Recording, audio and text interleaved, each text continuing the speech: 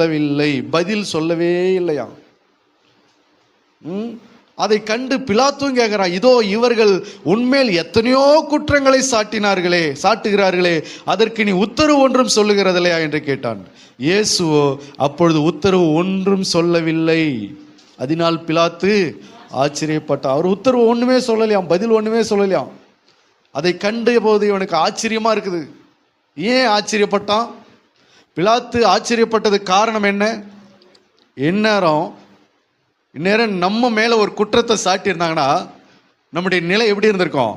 வானத்துக்கும் பூமிக்கும் குதிச்சிருப்போம். நம்மளை யாராவது ஒருத்தவங்க குறை சொல்லியிருந்தா, நம்மளை யாராவது ஒருத்தவங்க ஏதாவது பேசி நம்ம மேல வீண் பழியை சுமத்தியிருந்தா, குற்றப்படுத்தி பேசியிருந்தா, உடனே என்ன செய்வோம்?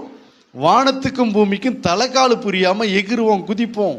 எப்படி என்ன நீங்க அப்படி சொல்லலாம் அப்படி என்று சொல்லி. ஆனா அநேக குற்றங்களை சாட்டுகிறார்கள், அவர் மாறுத்தரம் ஒன்றுமே சொல்லல. அல்லேலூயா. அதனாலதான் ஆண்டவர் இப்படி சொன்னாரு. வாசிக்கலாம். மத்தேயு புஸ்தகம் 11ஆம் அதிகாரம் 29வது வசனம். மத்தேயு 11:29. நான் சாந்தமும் மனத்தாழ்மையுமாய் இருக்கிறேன். என் நுகத்தை உங்கள் மேல் ஏற்றுக்கொண்டு என்னிடத்தில் கற்றுக்கொள்ளுங்கள்.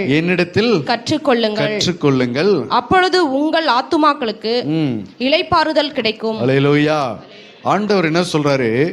என் நுகத்தை உங்கள் மேல் ஏற்றுக்கொண்டு என்னிடத்தில் என்ன செய்யுங்க? கற்றுக்கொள்ளுங்க. என்னிடத்துல கற்றுக்கொள்ளுங்க என்றாரு.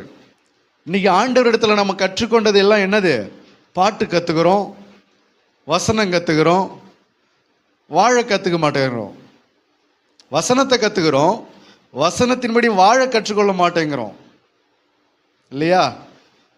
விதவிதமா பாட்டு பாட கத்துக்கிறோம். ஆண்டவர் சொல்றார், என்னிடத்தில் நீங்கள் கற்றுக்கொள்ளுங்கள். எதை கற்றுக்கொள்ளுங்கள்?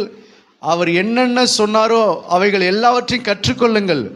இன்னைக்கு நம்ம கற்றுக்கொள்கிறது எல்லாம் வசனத்தை நிறைய கற்றுக்கொள்றோம். பிரசங்கம் பண்றது எப்படி,